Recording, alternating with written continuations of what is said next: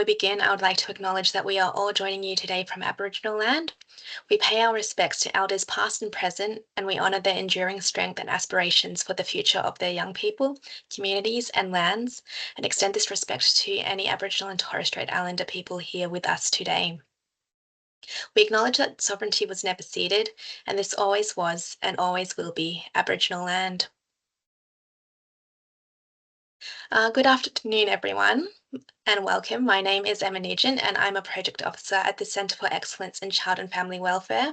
I'm really pleased to be joining you today to kick off our new webinar series, Collaboration and Action, Putting MARAM into Practice Across the Service System.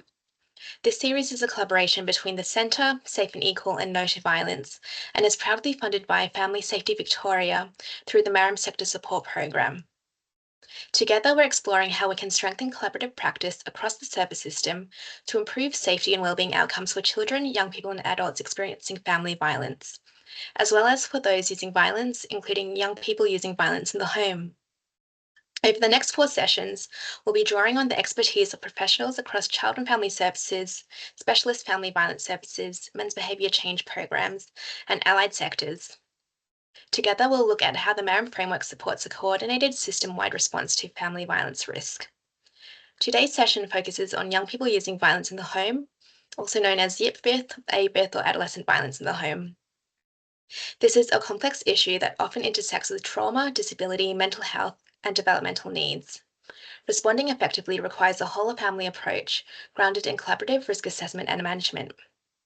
We'll be exploring how allied workforces can contribute to coordinated and collaborative risk management, including ongoing assessment, aligning with MARAM Responsibilities 9 and 10.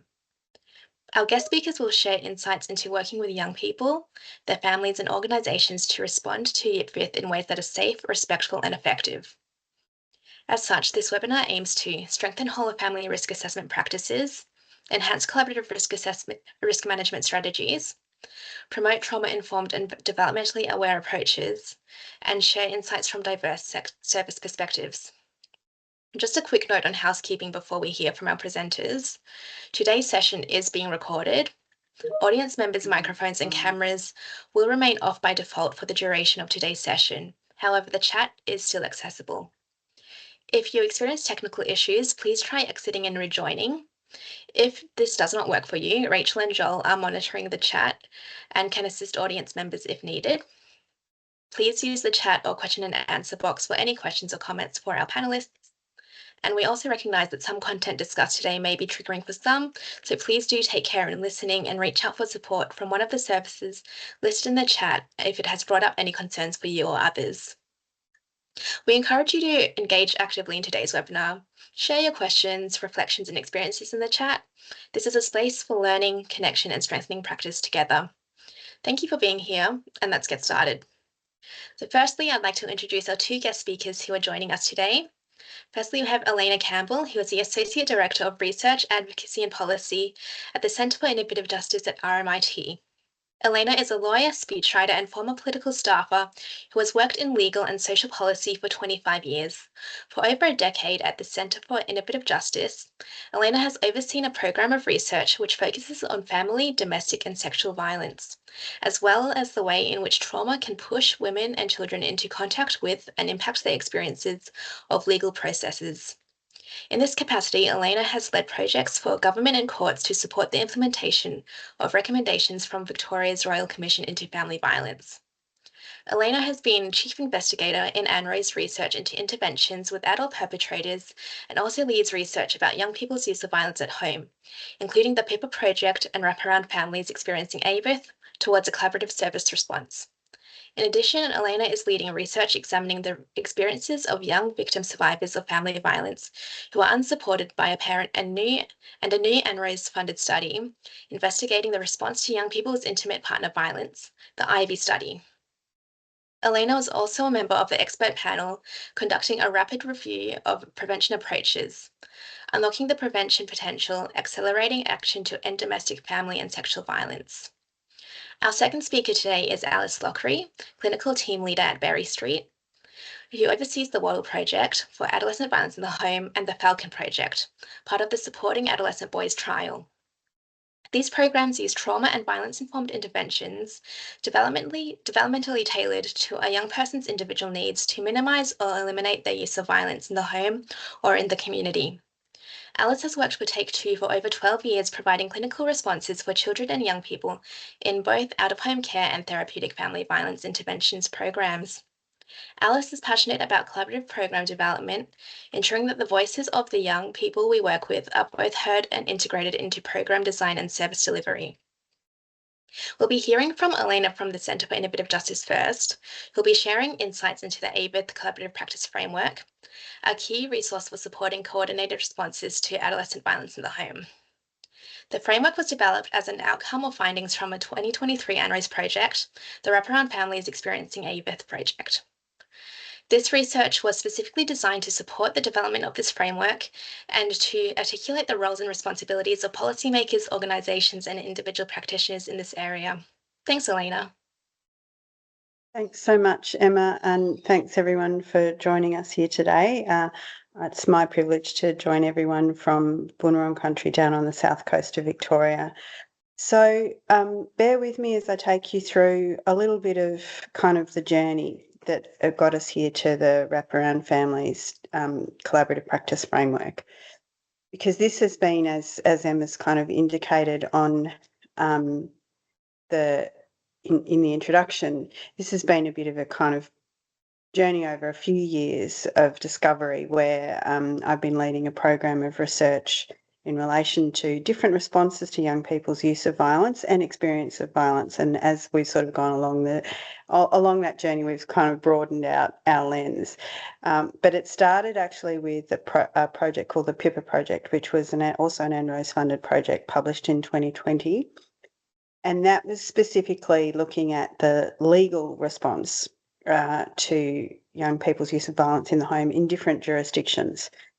But one of the key findings of that was that there needed to be a whole of family response, something that wrapped around every member of the family rather than zeroing in on the young person.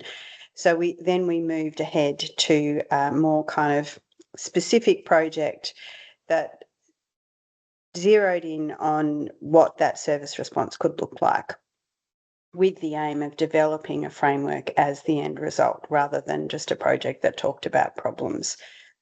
We wanted to look at solutions as well. But of course, we had to bring an evidence base to that. So we had mixed methods research involving a literature scan, of course, practitioner focus groups all around Victoria, a case study of an existing program that was really sort of had drawn from those PIPA findings, and that involved client interviews and case file reviews, and then co-production with practitioners to test and refine that draft framework.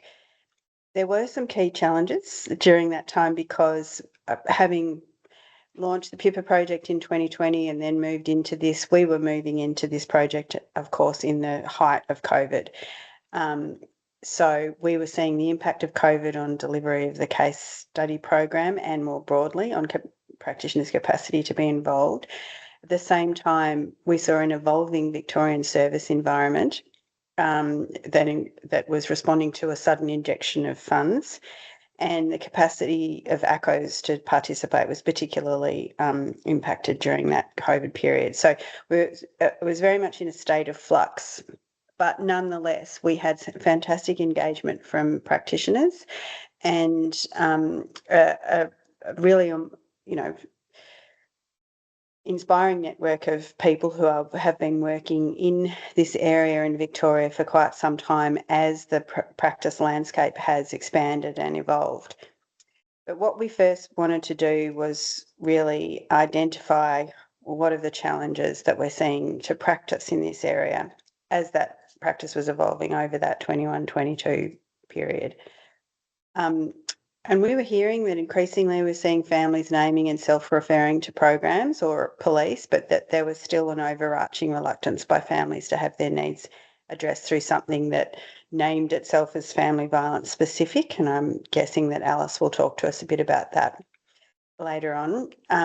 Definitely persistent confusion across the service system about the behaviours which may constitute AVITH, and families falling between the cracks of a system that was oriented around a victim survivor, perpetrator dichotomy, or receiving a response geared towards adult perpetration. So we have another dichotomy, adult, young person, and never the twain shall meet.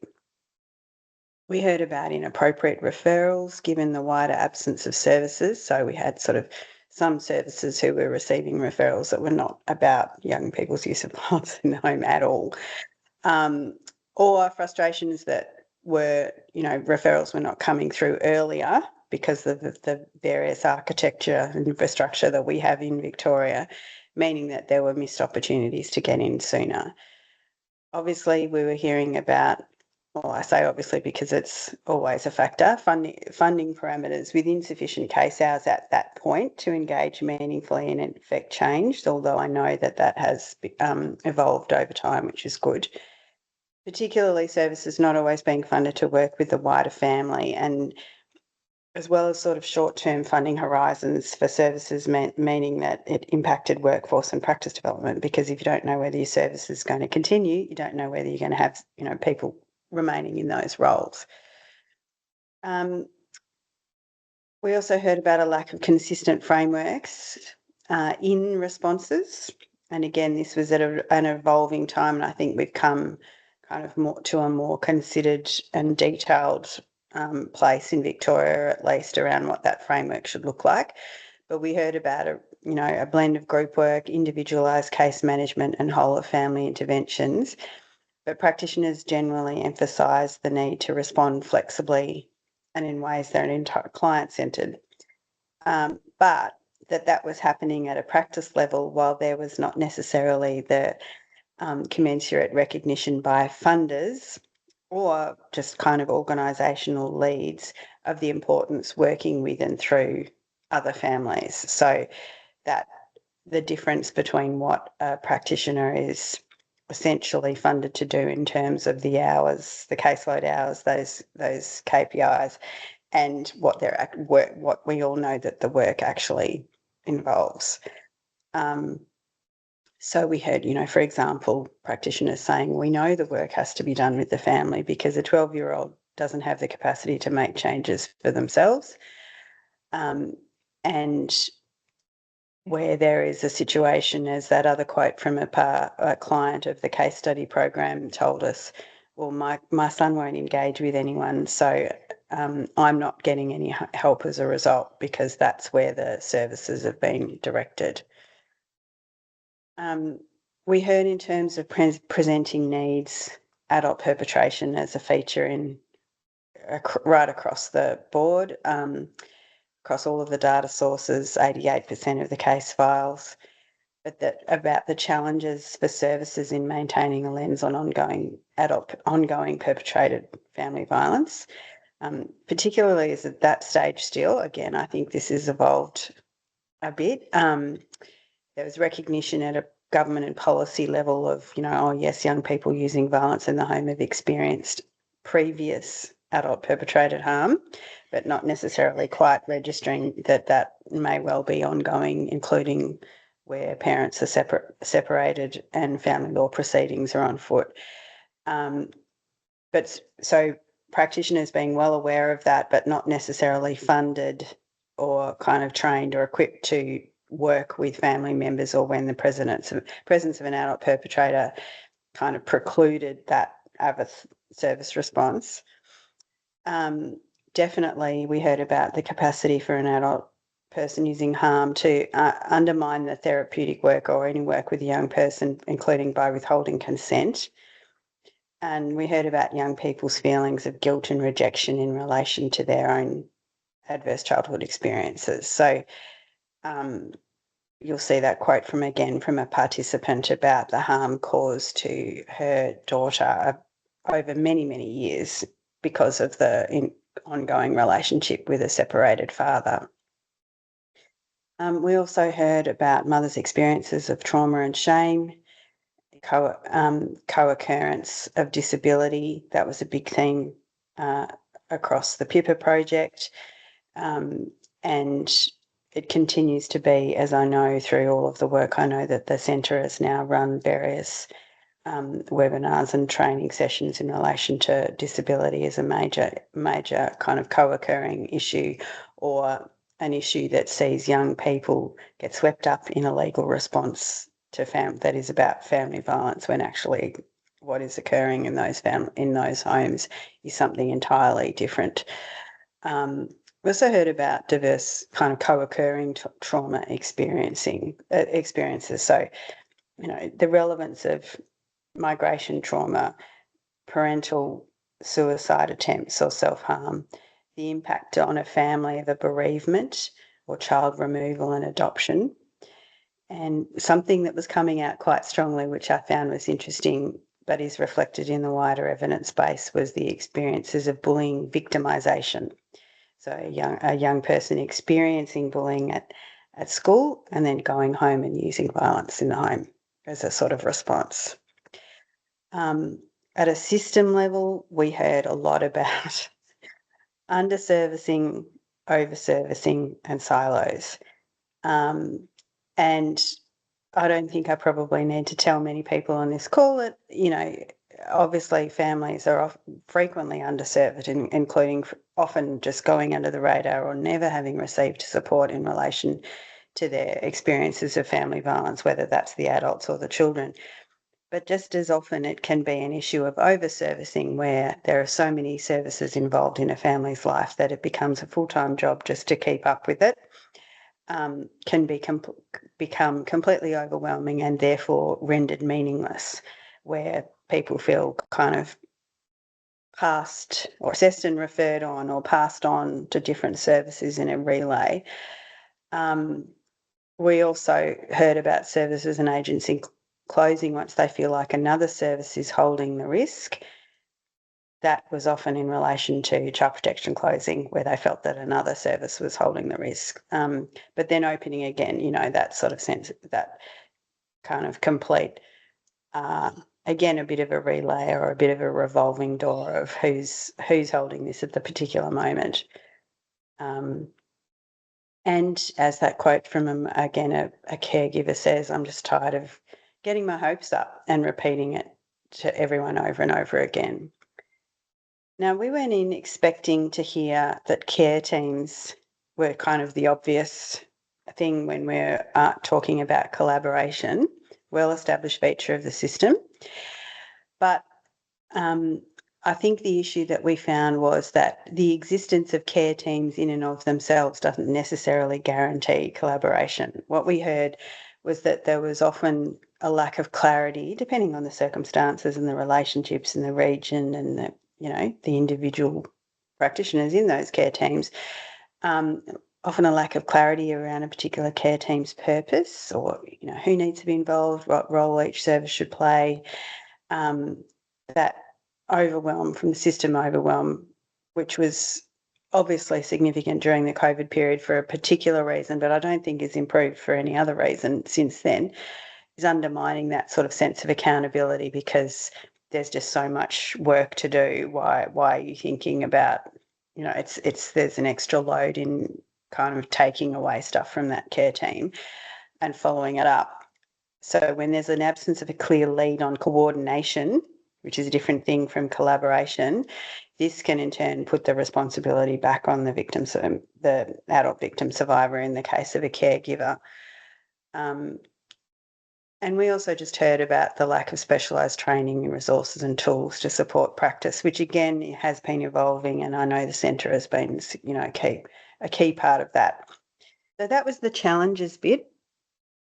We mistakenly had been asked by various government senior officials to divide our reports up into two parts. So we gave them the challenges part first without any of the promising practice.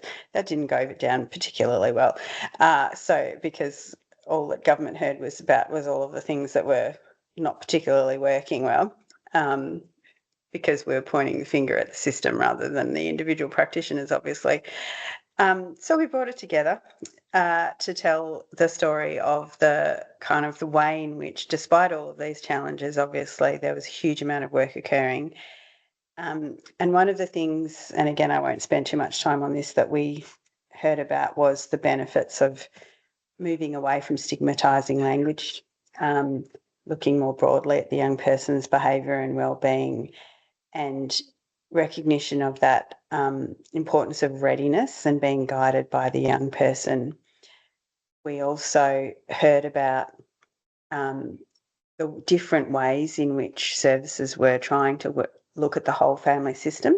So even if a whole of family approach doesn't necessarily mean working with every individual member of the family, but it means keeping that whole ecosystem in view and understanding the way in which potentially adult perpetration of violence can be their organising factor in that family environment. We heard great examples about kind of ways practitioners or programs are working with, either supporting a parent, supporting a sibling, finding different ways to reduce stress and distress within the family as a whole. And just kind of essentially giving caregivers a bit of a framework for how they should respond as well. So as some of those quotes there are suggesting, when people are trapped in trauma, first from an adult partner and then reliving that through the behaviour of a child that might be wildly dysregulated, impacted from a neurodevelopmental perspective, or just simply replaying what they've seen in the home, it's very, very difficult to find a way through and not respond to that, or respond to it in the way that you might prefer to do so in an ideal way. So we definitely heard about the importance of recognising all of the breadth of factors that can contribute to AVIF and have the flexibility to respond accordingly.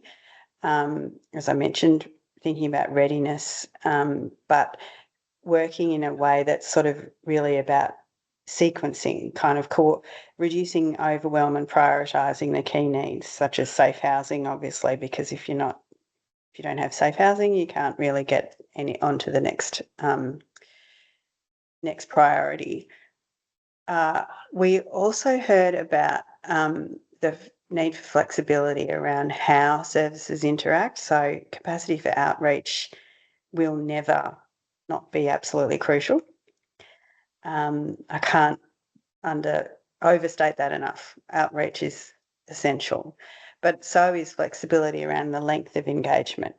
Not just because these cases are complex, but because for so many young people in these situations, if you're trying to engage with a young person and they have had no reason to trust an adult previously, why would you think that they're going to be disclosing everything that's happened to them in the first few appointments? You need the time to build readiness and rapport, and not just be another relationship or support that falls away. But we also heard about the value of brokerage in responding flexibly to a family's needs, and we heard some fantastic examples of the way in which different services were using brokerage to get respite for one family or an assessment for another young person, recreational equipment or activities for support for the siblings, so that in part everybody had a different focus, but also so that there started to be shared positive experiences for the family where you're fused together in experiences of trauma. Your identity is built as a family is built around that. So as is the identity as a young person, so particularly in a crucial stage of identity formation where shame and stigma can be especially harmful. So essentially kind of finding ways to recognise that, as this quote says, that, when you get to young people in these circumstances, particularly if they're in that older cohort, they'll say, they've been told their whole time, often they've been told their whole life, or they've felt their whole life that they're the problem. And so getting to kind of start breaking that down and trying to for them to see themselves that they've got capacity for change is, sorry. Okay. I'm just going to, and then finally keeping an original perpetrator in view is absolutely crucial to this work.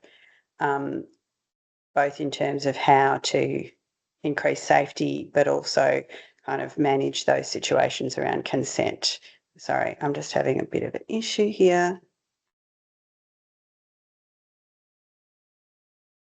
Okay. I might move now to where, so this is some of the flavour that was contributing to the collaborative practice framework itself. And the purpose of the framework was to support shared knowledge and consistency of practice, so both in terms of knowledge about the behaviours that constitute AVITH and the considerations that are central to intervening, improving recognition at the organisational and system levels, including, building understanding of the complex considerations required in any service response, ensuring role clarity, noting that there is a role for everyone to play at both the practice, organisational and policy level, and bridging those knowledge gaps between systems and sectors, because we're seeing so many young people fall through those gaps when their experiences don't fit neatly within our service silos. So the practice framework is available, which we can distribute this, or I'll put it in the chat once I've stopped sharing. But the purpose of the design of the framework involved these key things. So first, pillars to say that, these are based on, we can't have a, good practice unless they're based on certain fundamental pillars, principles that inform the work the whole way, and then kind of those system enablers that government can particularly take a role in. I think I've got time. I'll just move quickly through. So first of all, pillars was, even though I suspect that we've moved quite some way over the last couple of years, but not necessarily far enough towards a shared recognition of AVITH as a distinct form of, as distinct from adult perpetrated violence. And we know in our broader work in relation to young people's experiences of violence, the way in which young people who are unaccompanied by a protected parent, for example, might reach out for support, and there's just kind of still that lens of perpetrator victim survivor dichotomy, and really not kind of working out where a young person who might be experiencing and using harm might fit. We really need to have a shared understanding of key terms. So, what do we mean when we talk about whole of family? What do we mean when we talk about family violence risk? What do we mean when we talk about collaboration? And through the various bits of infrastructure that we've got in Victoria, we are getting towards that, because we're talking, particularly when we're talking about risk, but we've still got quite a way to go. So for practitioners, that means adopting certain language, using interactions with their non-specialist services, for example, to build capacity and understanding, or centering the young person's achievements, a caregiver's parents' strengths and resilience. For organisations, it means designing programs appropriately and in a way that are sufficiently flexible. And for government, it means that kind of resourcing them appropriately, but supporting that shared understanding. So that's an example of the sort of different ways in which the different levels of practice, organisational and policy things can get involved. Workforce is not surprising. I probably don't think I need to explain much, other than really just recognising what a lot of people, practitioners in this work, have described themselves as a specialisation within a specialisation, because it fuses a specialisation, a specialist understanding of family violence, with a specialist understanding of young people, or work with young people. And I can't emphasise enough how much that angle on understanding work with young people is really, really key. So organisations need to, of course, understand that, and that's about the flexible ways of working as well. And identifying the need for government, identifying the need for kind of key roles across or rolls across key components of the system so they can bring the threads together. Coordination is kind of a building block of collaboration. So it means that, maybe supporting and empowering families to kind of get involved in those collaborative service forums or care teams themselves, working towards a practice lead approach, where a senior practitioner can coordinate the work of other individual practitioners. And then organisations obviously understanding that there's a hell of a lot of work that sits above and around the direct service delivery that needs to be resourced, as government needs to do it as well. And then evidence, I think, is pretty self-explanatory, and as a researcher I probably shouldn't just, it's self-interested to carry on about evidence, isn't it? But it's very, very important. I might just kind of pick out, I don't think I need to explain why these are our principles. I've talked a lot about some of them. The one I want to pick out here, though, is, or two, intersectional and culturally safe. We say these words a lot, increasingly, and the longer I've worked in government policy areas, the more I kind of see the patterns where terms kind of emerge, and then they're used with such ubiquity that we forget what they mean. It's really, really important to look at the young person as a whole person, and having identity and priorities within different parts of their whole person in terms of their community, their background, their relationships, how they identify from a sexuality or a gender perspective, and working with that young person to connect them with that and to highlight those strengths, and to really see them as be dictated by how they see themselves, not just kind of to apply a intersectional lens as a sort of blank kind of default position. And the other thing I think is really important is service accountability. And when we talk a lot about accountability of people using violence, we don't talk enough about the accountability of the system to itself and to people experiencing violence, including, or to young people who desperately need support. So that's something that we really brought to the fore and highlighted there.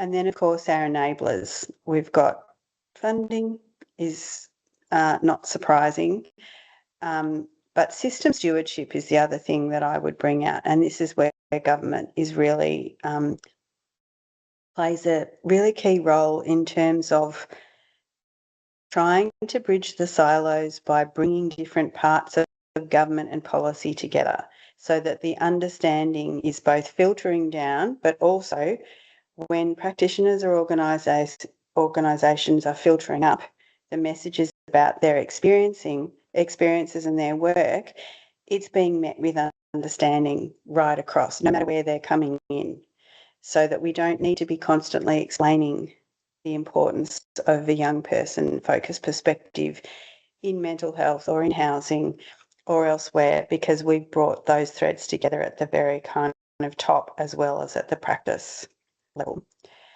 I've got a couple of 1 minute, I think. So I'll just say, since the framework's release, because I acknowledge that this was a couple of years ago, we've held practitioner workshops really kind of close a couple of months afterwards, where practitioners were sort of picking out the importance of certain themes to them, and noting things like shifting from individualised blame was something that really resonated with practitioners, sharing that risk through collaboration, because so many people felt that like they were holding a hell of a lot.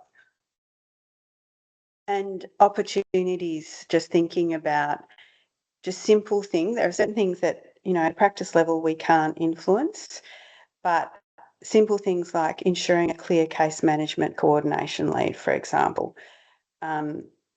working at that sort of relational level to build capacity across the agencies and partners with which we work at a practice development level, kind of having specific goals for your service, like the prevention of ongoing adult perpetration of violence as a bit of a goal when you're working with the young person and their family, or building connection and improve mental health for them or their siblings, for example. So there's certain things where we're feeling completely overwhelmed. There's certain things at a practice level and an organisational that we can really look towards. More broadly, since 2023, we are getting closer to the Victorian Children and Young Person MARAM tool, although I know that there remain some challenges in the draft that's currently circulating. But work's already occurred in other jurisdictions to develop a children's and young person risk assessment tool. So unfortunately, Victoria's not ahead anymore. I can tell you only just because I did that work. So it is possible and it is achievable to kind of get this sort of thing going. And I hope that everybody who's had a chance to contribute to that Victorian process has done so. We've also had a further round of ANRO's funded research, some of which focuses on different aspects of ABITH, but also expanding to the intersecting area of young people's use of intimate partner violence. As Emma mentioned, I'm leading one of those projects.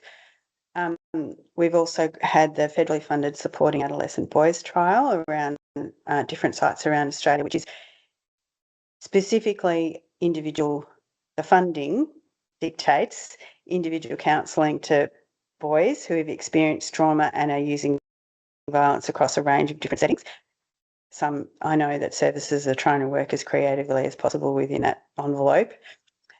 We had recognition by the rapid review of which I was a part, for the importance of lifting this understanding up a level, because as much as we might struggle in Victoria and feel like, the work is never done, I promise you there's still so much more work to be done elsewhere and so much more capacity building. And there's a lot more focus on children and young people's experiences as victim survivors in their own right, including upcoming research we've got launching in 3 weeks, which highlights the experiences of young people escaping family violence without being in the care of a protective parent. But one of those issues there is young people often being identified, including misidentified, as a perpetrator by the system, in relation to experiences that they've had from adults in their home.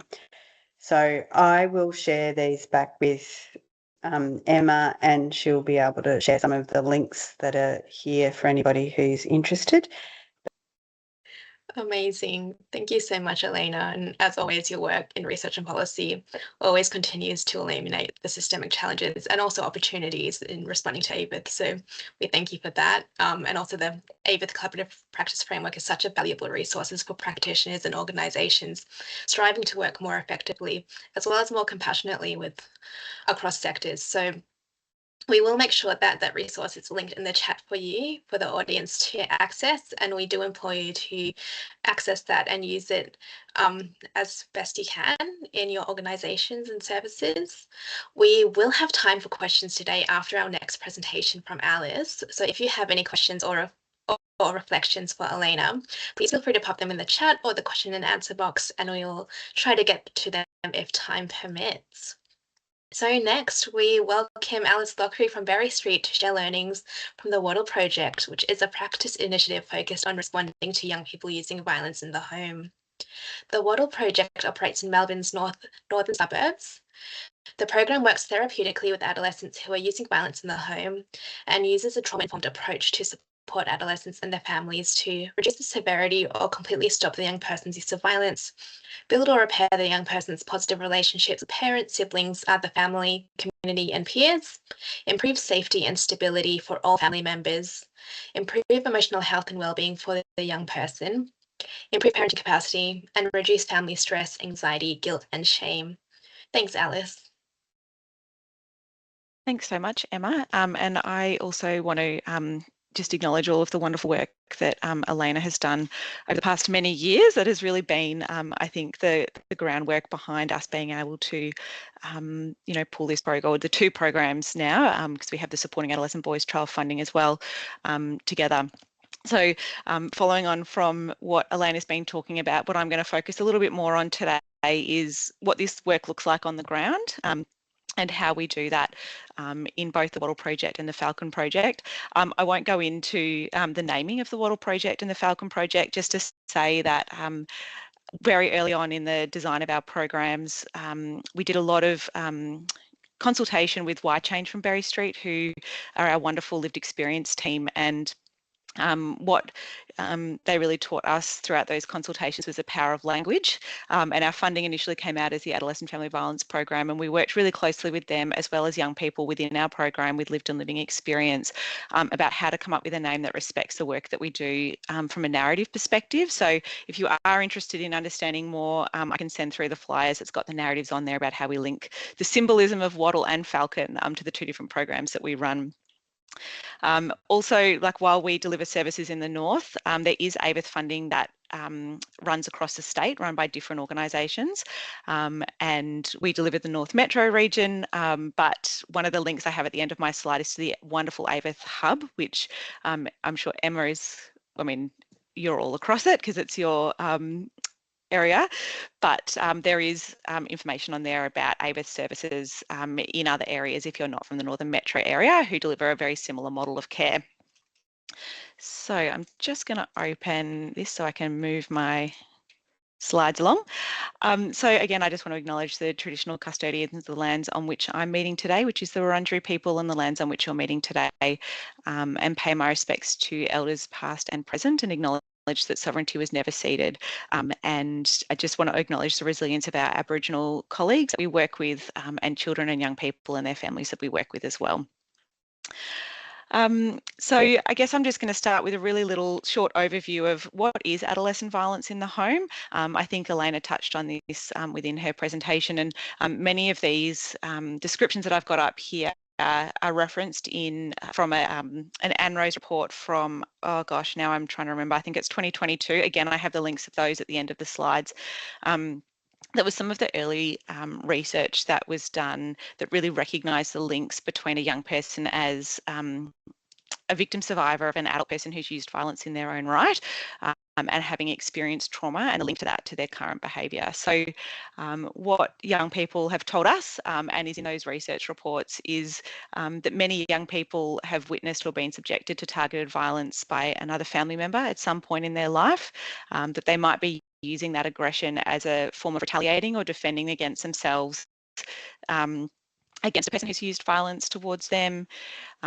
We know that many of the young people we work with have experienced really stressful things across many elements of their lives, not necessarily just within the home, particularly in relation to, say, bullying or peer-to-peer violence, or sort of other violence they've experienced within the community, and that this is sort of playing a role into what we're seeing when young people are being referred to us.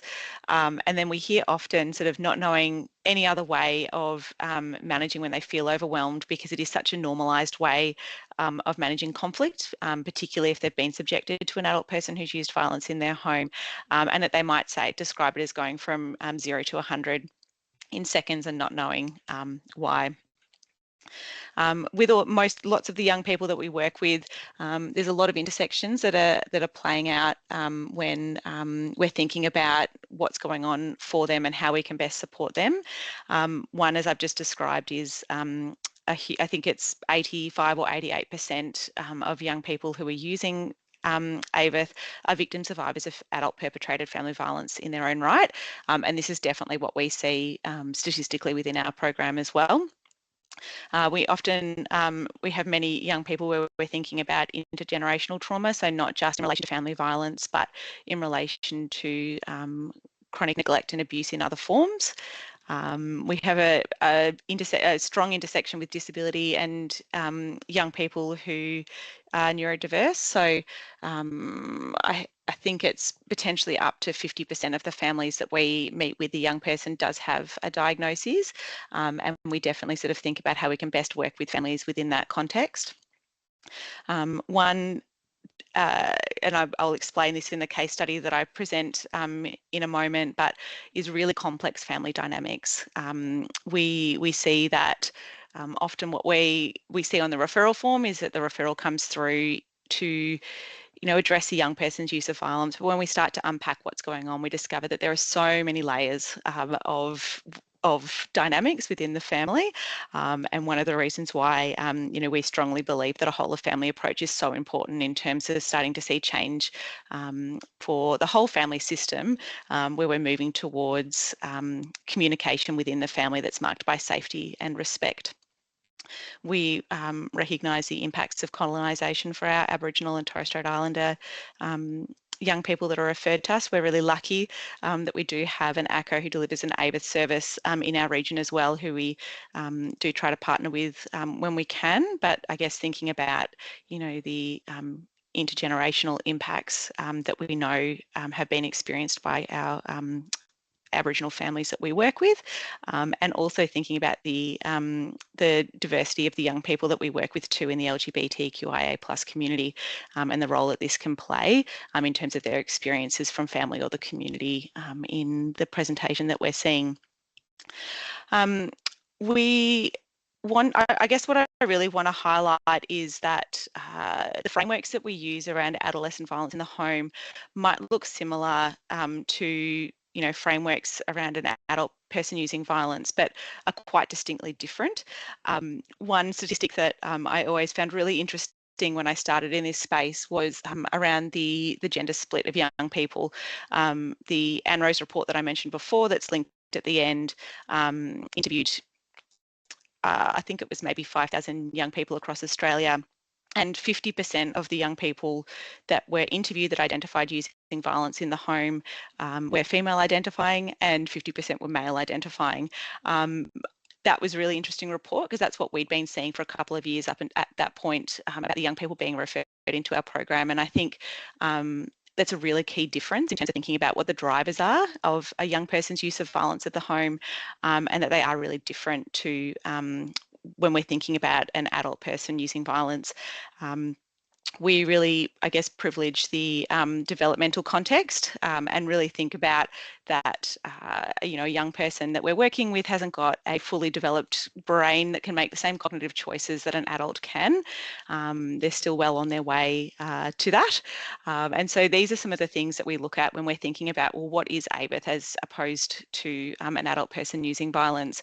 So one is, as I just said, the adolescent developmental stage, still moving towards a fully developed adult brain. We want to think about sort of shifting away from the same sort of gendered or binary frameworks, or gendered frameworks, sorry, of who it is that does use aggression in the home. And in our program, we're quite interchangeable depending on how the family sees the presenting concern around language. So it might be that we use violence, it might be that we use aggression, we might use words like unsafe behaviour, harmful behaviour, things like that. The best matches what is going on for them, and that sort of helps to take away from one of the points up here about that sort of binary framework of victim-perpetrator when we're thinking about what's going on in the home. And then a huge part of this, I think, when you think about the statistic of how many young people have experienced an adult person who has used violence, is the impacts that that's had on attachment and relationships, and needing that to have a real trauma-informed lens in terms of how we work within this space. So our team in particular, these are some of the core elements of our approach, really kind of aligns with what Elena was talking about before. So thinking about it being developmentally sensitive and trauma-informed in our practice, really wanting to privilege a whole of family approach where we can. As Elena touched on, the Falcon Project, which is the newer funding that we have, does look a little bit differently to that in terms of it being individual therapy to young men. But we are always kind of holding that whole of family systems approach in mind when we're working with that young person. There's lots of ways you can provide individual therapy and still hold those other family members in the room when you're working with them. We really privilege hearing the voice of the young person. There's an incredible piece of work that was done a few years ago by Wire Change called In Our Own Right. The second phase of that is actually about to be launched in a couple of weeks' time. And this was a project that looked into understanding how young people experience the service system in relation to family violence. You can just sort of Google, I can't remember if that's a link on the end of my street, In Our Own Right, Berry Street, and you'll find the first phase of this that was completed. But one of the things I think that that I really valued out of that was a statement around don't assume what the adults are saying is the only truth, and wanting to really make sure that we're hearing the voice of what is going on for the young person.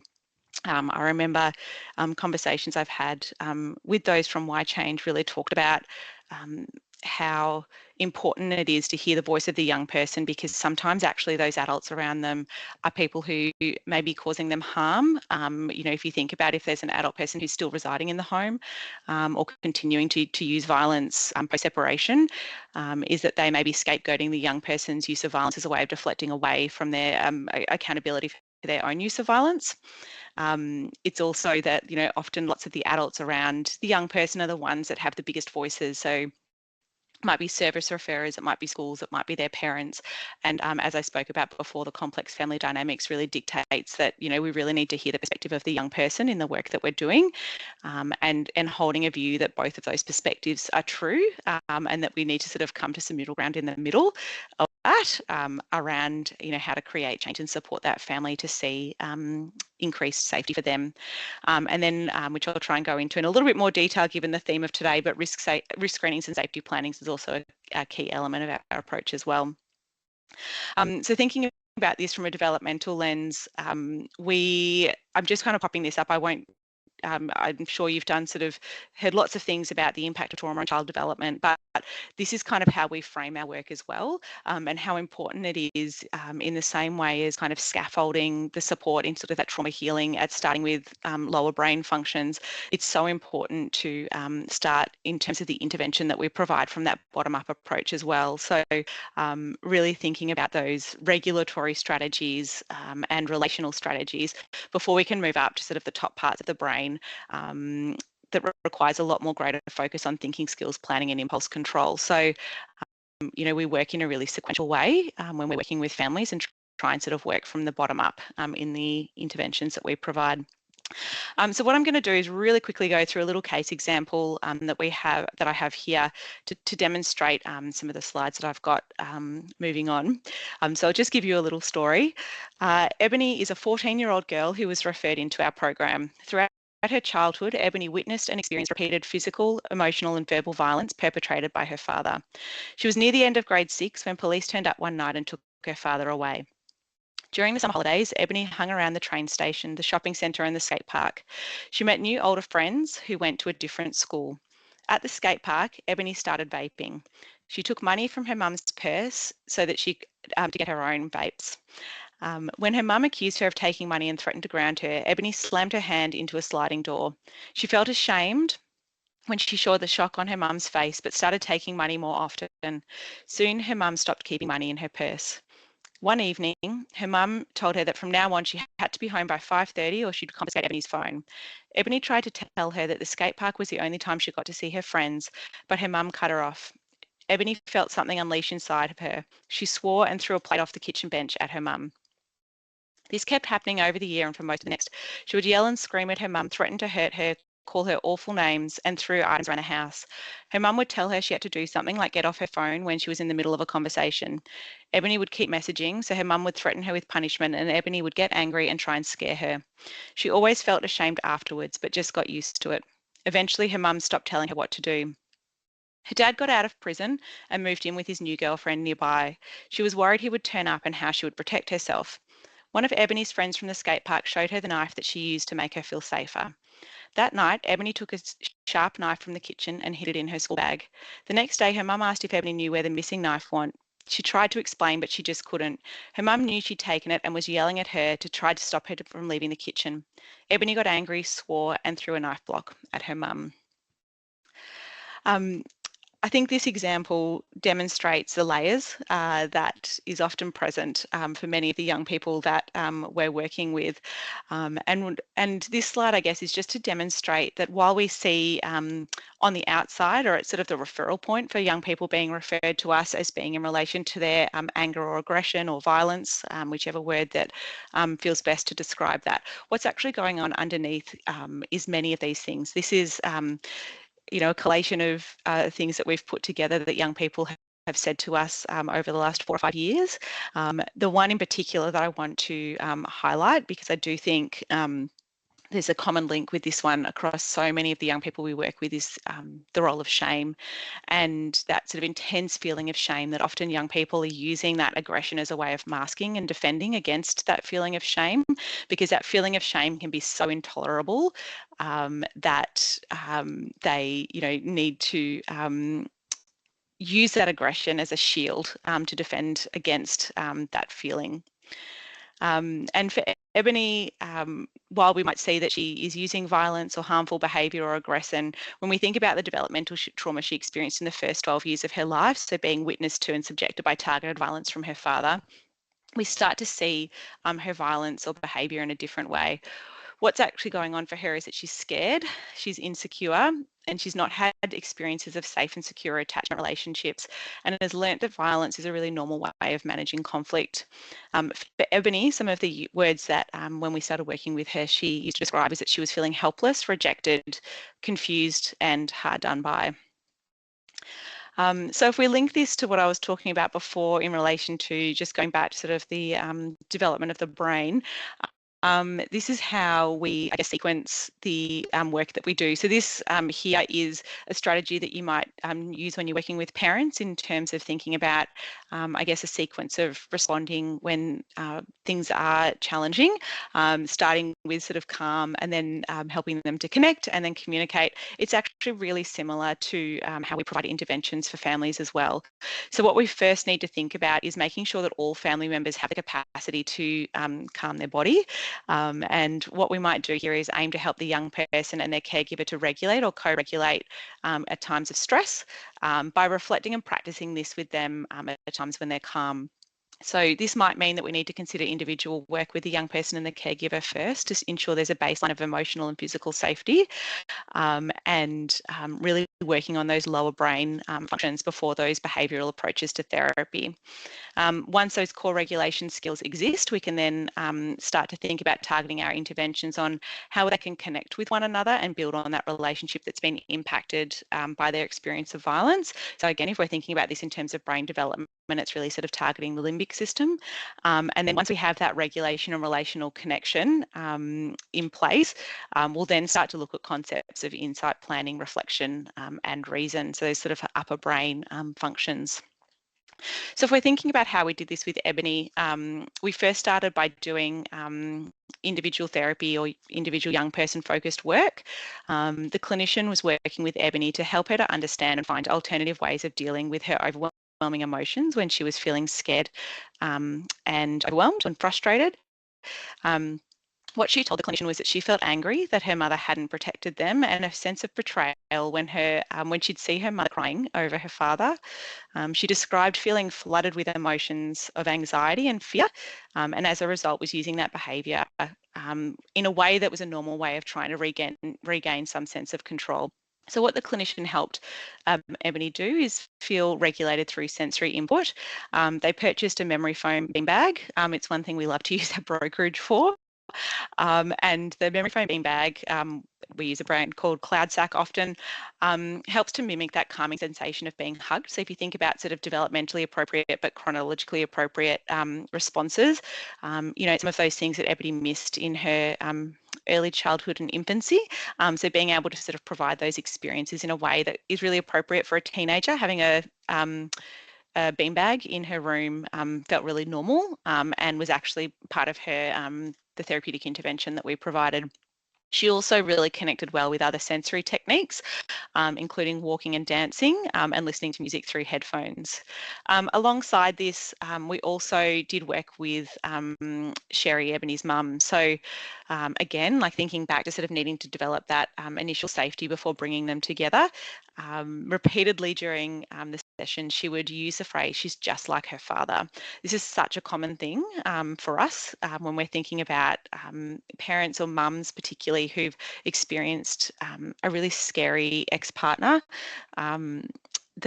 Even when they've had, they've gone through their own healing processes, once they're kind of presented with, what seems like really similar or mimicking behaviours in front of them, it can activate those fear responses all over again.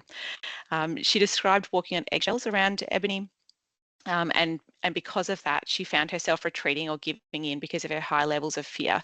What the clinician helped Cherie to understand was that Ebony was scared rather than defiant, and that Sherry's response to her daughter was actually heightening the unprocessed trauma memories that she had of her father's use of violence. An early piece of work that needed to be done was helping Cherie to detangle her ex-partner's violence from Ebony's violence, and to see Ebony for who she was, her 14-year-old daughter, and not her ex-partner in those moments. Some of the psychoeducation that we provided to Cherie was thinking about the frameworks. It's often safer to be the controller than it is to be controlled, or to be feared than it is to be afraid, or to be the rejecter than it is to be rejected. And this was some of what was going on for Ebony. She wasn't using control in the same way that her father did. She had limited capacity to regulate, remembering that she's only 14 and her brain is still developing, particularly around those cognitive capacities. And she was using the only strategies that she knew how, and was preempting to protect herself by avoiding being in a situation where she felt controlled, afraid, and rejected. Alongside all of this, the clinician was doing some risk and safety planning. So while we're still waiting for the child and young person MARAM to be implemented, our team uses the best tool that we've been able to find. It's actually a UK tool, so the language isn't great. We do adapt it to Australian language when we're using it. It's called the Adolescent to Parent Violence Risk Assessment, something like that. Sorry, we call it the APVA short, to help understand sort of the level of risk and informed safety planning. So while we recognise that it is a different, the drivers of violence are different, we still do need to sort of do a risk assessment to understand, are there some what's the level of risk, and do we need to, think about more structured safety planning if there are some of those red flag behaviours. And a lot of those, in terms of that level of violence, does look really similar to when sort of assessing the level of risk in relation to an adult person's use of violence. I guess one of the things that we really focus on, though, is that the whole of family safety planning is really important. So it's not just about working with mum or working with the young person, it's about bringing everyone, including siblings, together in that. So with this family, we were actually able to move all the way into providing some dyadic work between Ebony and her mum to help them better understand their own triggers, identify their zones of regulations and signs of when they were entering into that red zone for themselves and in the other person. And as they were able to work together to share their experience of trauma, they were both able to understand I guess what we would call the absent presence of her father in their home, and she was able to bring, or the clinician was able to bring Ebony and her mother together to explore opportunities for relational repair. And I've sort of already touched on the fifth point on there around brokerage, but we kind of think about brokerage as an intervention in its own right, that we're able to very luckily provide through our ABITH funding. And for Ebony, that was around supporting her with the sensory tools that would help her to regulate. Safety planning for this family, we purchased a knife. Sorry, we didn't purchase a knife. That was a terrible thing to say. A knife safe to pop the knives in as a way of creating some safety in the home. And, we often think of lots of other ways to use brokerage as well. So I guess just touching specifically on some of the risk assessment frameworks and how we find that working collaboratively with other services around the young person is really helpful. We can only work with a really small part of often the support needs for families, and really need to work alongside many other community welfare or disability or schools and things like that are supporting the family. So I'm just highlighting a couple of the MARAM framework responsibilities here. So thinking about coordinated risk management, what we find really helpful is when everyone is using that sort of developmental and trauma-informed risk screening when thinking about the levels of risk. The sharing of information among the care team, including sort of roles and responsibilities of who's supporting the family with what. This might be in relation to more practical things, that could be around other risk factors around suicide and deliberate self-harm, and as well as ABITH risk factors as well. The importance of whole of family safety planning that incorporates all of those risk factors. So again, that might also include screening for risk around an adult person who's using violence and the role that that's playing. Is it actually that that's what needs to be addressed first before we can safely work with the young person. Wanting to make sure that the voices of all family members are heard. So when doing risk screening, really hearing from the young person, parents, caregivers, siblings, other household members, and contributing to both the risk screening and the safety planning that's developed.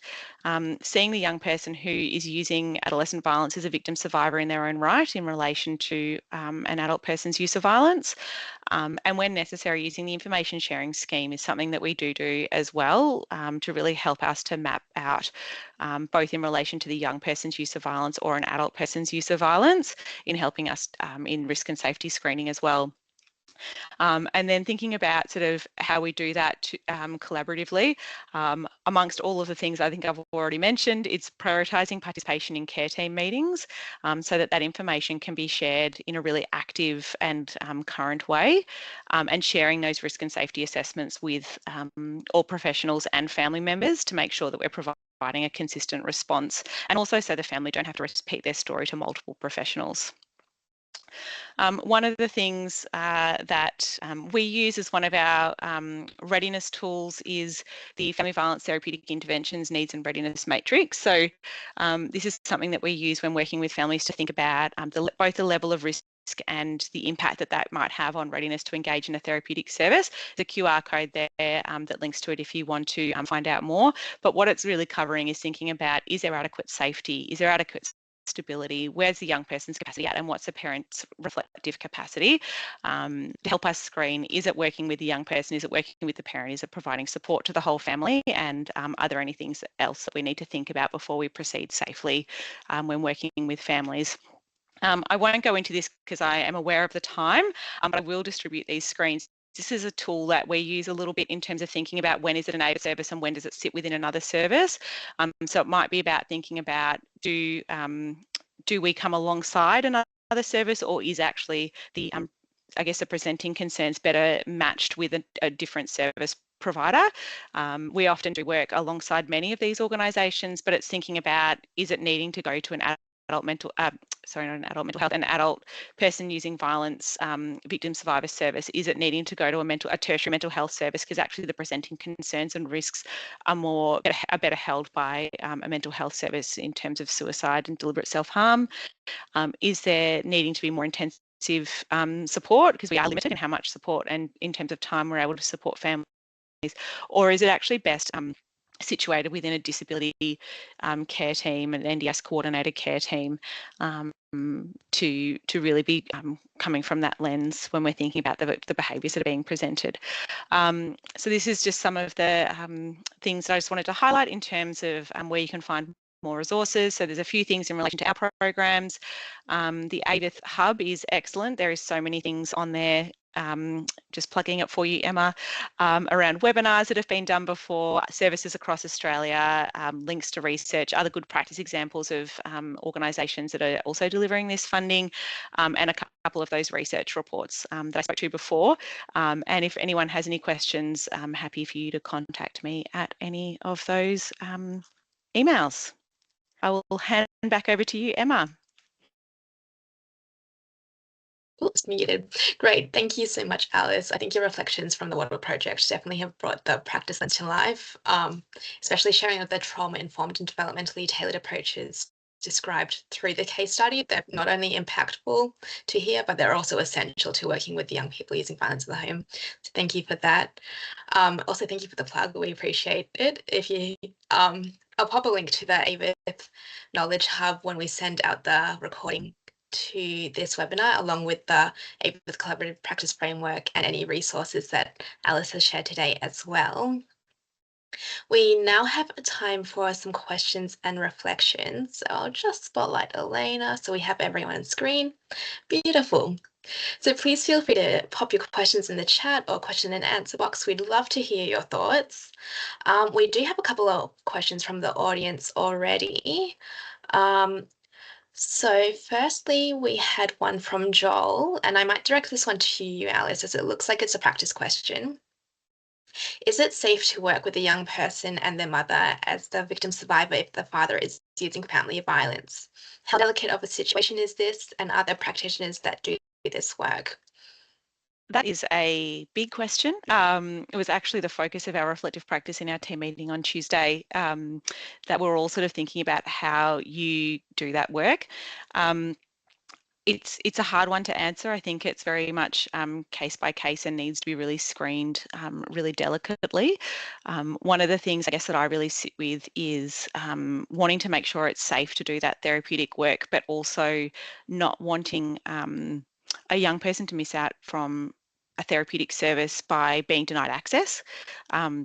So it's a real balance for us around if we are going to proceed when there is an adult who is actively using violence, whether that's from another home or within the home, is it safe? Firstly, is there any work being done around that adult person's use of violence and accountability for that? Is there anyone focusing on that to see change within that family system? And does that actually need to be done first? Another thing that I guess we think about is, we might consider what's safe to have conversations with about that young person. So if we are, say, seeing that young person individually, we might focus on helping to build their toolkit for regulation that could be used quite generically across their work, but we wouldn't necessarily go into trauma processing work about their experience of their father's use of violence if that's continuing. I think it's very sort of case by case, but it's something that we try and do when we can, because we don't want that person's use of violence to continue perpetrating violence by denying them access to the therapeutic services that they need. Absolutely. Thanks for sharing, Alice.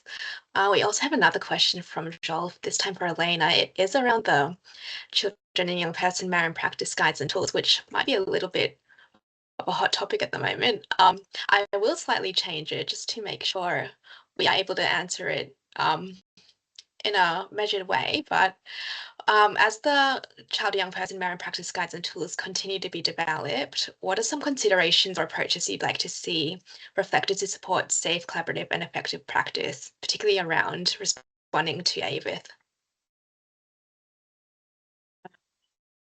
It is a challenging question, and it's challenging, or the challenge is compounded by the fact that everyone on this call and across the sector has been waiting for a long time. So it sort of puts the pressure on the tools significantly. I have not been involved in the tool development in Victoria.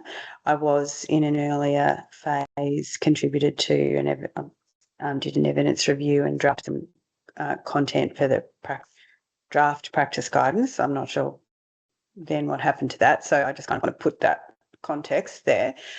I think one of the interesting challenges that we have in Victoria is that we have what I sort of tend to refer to as architecture or infrastructure in our system that doesn't exist to the same extent in different jurisdictions around Australia, where we have our risk assessment and management frameworks are legislated. Our information sharing regime is legislated. We have a statewide system of intake points that we've been sort of trying to, and we're also supposed to have kind of clicked into that system, and we're supposed to work within it regardless. That's a great thing in many ways. I think I've seen, someone who's been around for a while, I've seen a real uplift in consistency of language and understanding more broadly around family violence risk in Victoria. I think that's kind of one of the key wins. And I definitely think our information sharing scheme can be a key win if used as we expect it to be. But all of that said, the challenge becomes it's very, when you put something in writing like that and it's a big long list because you're trying to cover everything and you're trying to work within a kind of fairly rigid infrastructure, we box ourselves in a little bit. So my hope is that once it comes out in its final iteration, noting that I'm aware that there's still, I'm only just looking at it now. I'm going to be in a consultation next week, for example. I know that it's still live. It's still live. I'm hoping that there can be as much nuance as possible And I'm hoping that practitioners will feel like they can make a call about what's most appropriate for the child and young person and family in front of them, and the circumstances, that not everyone doesn't feel trapped, boxed into a situation where we have to use this thing and we have to tick these boxes, and that's going to kind of set us on an inevitable journey towards something. I want more nuance around understanding. Like, I don't want us to be locked into terminology around family violence, partly because I'm a lawyer and I'm very keen on legislative definitions, and the legislative definition of family violence doesn't not match what we often see in young people's own use of different behaviours, particularly where it's resistance, particularly where it's related to disability, all those things that we know. So I think we kind of need to do whatever we can to hold some elasticity in the system and sort of be able to pull ourselves away from that rigid infrastructure where we can, so that we can do the best for the children and young people with whom we're working. That was me trying to be diplomatic. I hope I achieved it. You definitely did. Thank you so much for sharing, Elaine. I know it was a great response and reflection. Yeah, and I think a lot of what we do in the whole service system as a whole is at times we do forget to center the family, especially children and young people, in our responses, because we're given so many tools that we can work with. And at the end of the day, it is all about responding to the family and making sure that they're safe and that their well-being is accounted for. So I do appreciate that response. Thank you so much, Elena. We have a couple of questions for Alice in the chat. So first one is from Morgan. When working with, for example, a mother and young person, as in the case study you mentioned, would you explain to the young person using developmentally appropriate language how the mother's brain may have been impacted by her own experiences of trauma? Absolutely. And I think of particularly some of the older adolescents that we have worked with where mum potentially has not had her own healing in relation to her experiences of trauma, whether that's intergenerational trauma or family violence. And that is playing a role in the communication challenges between mum and the young person. And, really thinking about what that, especially when we're thinking about 16, 17-year-old young people who are moving into a more adult relationship with their parents, it's really, we definitely use that sort of developmentally appropriate language to help that young person to understand mum's perspective, to hold that other person in mind. And that can often, that increased in the same way that in that case example, we worked with mum to develop that compassion and empathy for the young person. We definitely have done that work in the other way as well, where we're working with those older adolescents to help and understand and develop compassion and empathy for their parent, to try and create some successful relationships moving into their adulthood. Great, thank you so much, Alice. There is another question from Brooke, but I might let you take that on notice or offline with Brooke, as it does seem to be about a referral, specifically for Take Two. So I might let you take that one offline if that's okay. Unless you wanted to address that now. Yeah, I'd say in terms of our program, we work alongside family services very often, particularly when, that one of the last slides, which I didn't spend too much time on, that family services is often supporting many of the other siblings in the family system, so that we can focus more specifically on the work with the young person, given that's kind of our target support that we need to offer. So I will read that in more detail. I'm happy to respond to you, or for you to reach out to me, Brooke, about the rest of that case. But yeah, we work alongside family services quite a bit. I'm not sure if that's referring to Take Two more generally or our program. And then the other thing I'd say, because I can see around sort of risks of relinquishment, as long as a young person's living in the family home, or in sort of the family home being sort of a kinship placement or the biological family and things like that, we can work with them. The only exclusion criteria is if they're residing in residential care for the Wattle project. For the Falcon project, that is a little bit different, but that's the Supporting Adolescent Boys trial where that isn't, because it is a broader focus on violence than just ABIS. Great, thanks, Alice. Another question from the Q&A box that you both are welcome to answer if you'd like to. Do you have any good examples of collaboration with other organisations to support multicultural young people not to fall through the cracks? A large question, and I noticed that Samira is also in the chat from Centre for Multicultural Youth. So Samira, feel free to type a response in the chat as well if you'd like to. I was actually going to touch on that. I know a couple of the other service providers in Victoria are doing exceptional work in this space with Samira. So yeah, I'd love Samira to help respond to that. One thing that we've integrated as part of the Falcon project, which is the Supporting Adolescent Boys funding, is that we've actually partnered with 3 other organisations to deliver that project, one of whom is Care First, and their focus is really thinking about working with refugee or Islamic families. Particularly, that program is just funded within the City of Hume, and so bringing on that specialist support. We also do a lot of secondary consultation. So when it might not fit, like we haven't got sort of the structured system that some of the Multicultural Centre for Youth, I think I got that right, are delivering in some of the other regions, is that we'll bring on a lot of secondary consultation in the same way as we would for other young people with other intersectional needs, like disability, for example. We regularly consult with Rubik's, who are a partner that we have to help support us in thinking and bringing that disability lens in the work that we're doing. Okay, thanks, Alice. Elena, any reflections on that? No worries if not. Oh, just acknowledging that there's a lot more work to do. We're doing some work with CMY at the moment, and Drummond Street, who do a lot of work in relation to particular communities, migrant and refugee communities in particular. I just think we have so far to go in terms of understanding the impacts of certain migration trauma and other kind of influencing factors, but also making sure that our responses are not kind of, again, homogenising of multi-faith and multicultural communities, and recognising that all responses have to be designed appropriately, again, with the community at the centre, not with what we think we need to impose on top. That's all I'd say. Yep, absolutely. Thanks, Elena.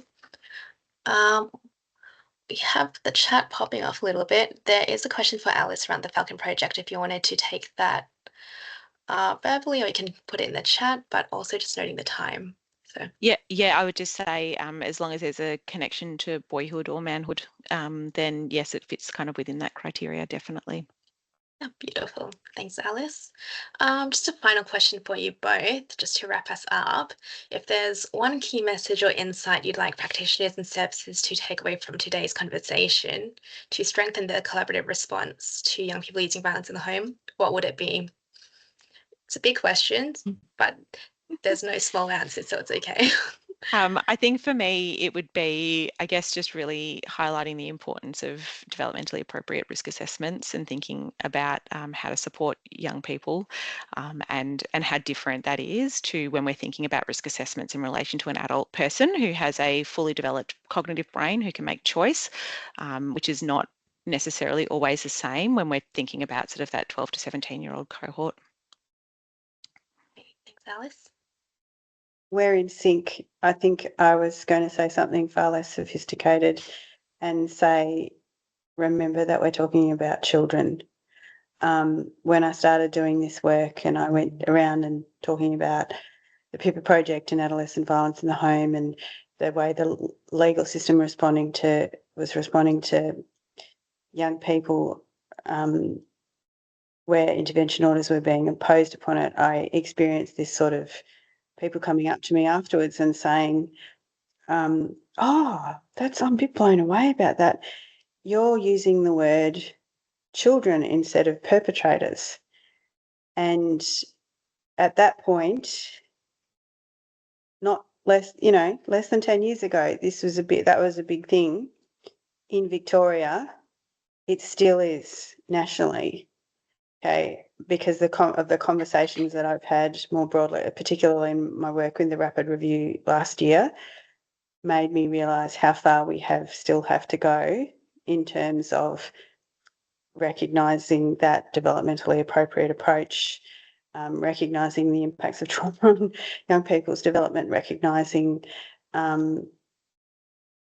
the lack of agency they may have in the choices that they can make. So we say, you know, tut, tut, tut, you be accountable. You be accountable for this thing that you've done.